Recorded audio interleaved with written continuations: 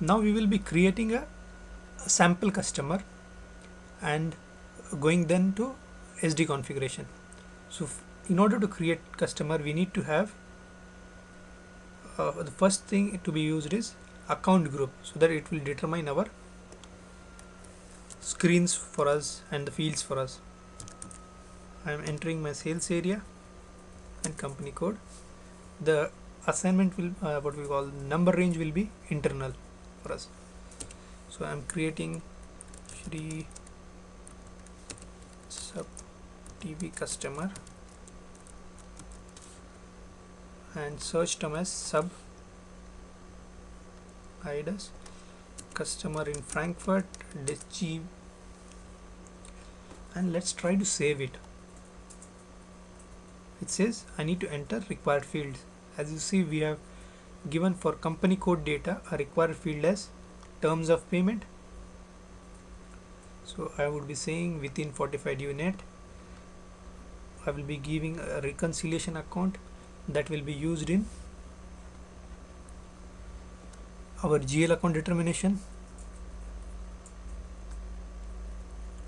So this will be normally provided by finance, so we are not using finance module at this point of time, so I'm using my own imagination. So for this I'm using 140,000 trade receivables domestic. Then I will be going to sales area data because I have customer pricing procedure as an mandatory, so I would be using as let's say standard. Shall I give, let's go to this, I will be giving delivery priority as 01, that is highest delivery priority. I will be giving my delivering plant as ZSAB, and Incoterms are used in what you call cost and freight, to determine cost and freight and whether it's a taxable customer or not. So we have liable for tax. We will be talking about what you call whether this customer is relevant for rebate. This one, invoicing dates, is also important, so that to determine when we'll be invoicing this customer. And invoice list functionality. Invoice list functionality is used when you want to combine multiple invoices into one single invoice list. It is normally sent to bill to party. Now herein, if you see, can I select any partner function? No. The reason being we have not yet configured what you call partner functions for this customer, for this customer account group. There is one more important thing which we need to remember is what we call as account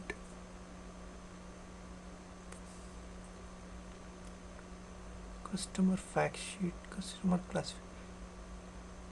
If you click on additional data, as you see in material master, we have a grouping of materials in 5 different ways. In customer master also we can group material in 5 different ways. So I'm just using one of this one as customer group 1, and these fields can be used in pricing as well. So I'll just maintain that, and I will be saving this one now.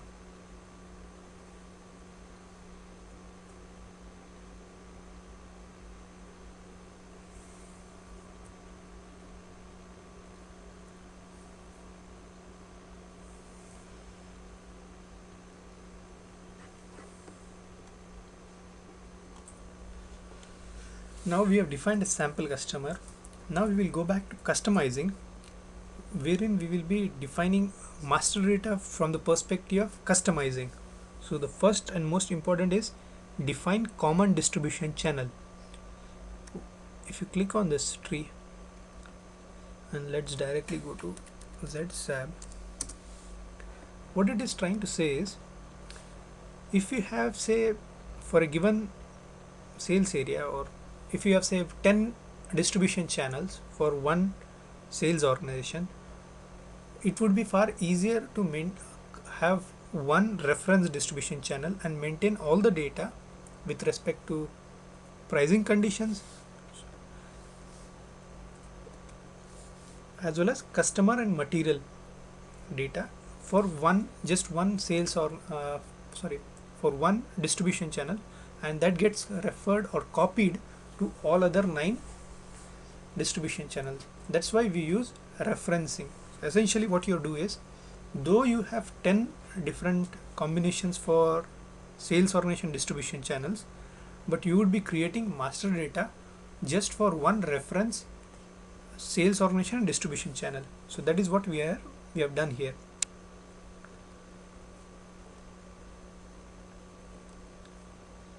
Similarly, we have to define common division. Rather than maintaining or managing independently different divisions, we can have one reference division for conditions and for customers. The reason we do not have a reference division for materials is because materials already have, each material will belong to only one division, so there is no need to maintain a reference division for sales organization division. And the reason we are getting automatically is because we have only one division defined for our sales organization. The other part which is important is what you call business master data. That is, most important is customer hierarchy. Hierarchy is what you call how you define a customer's organization structure.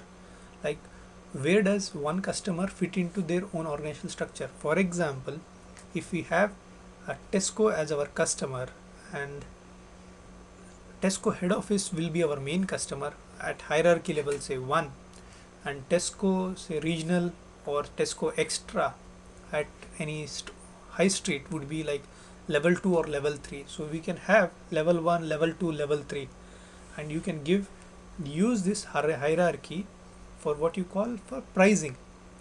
You want to give, say, good discount to most high customer. Like, if Tesco head office gives you order of, say, 1000 goods, you can give 3% discount to them. And Tesco high street, if it orders for, say, 2 laptops, you give just 1% discount to them.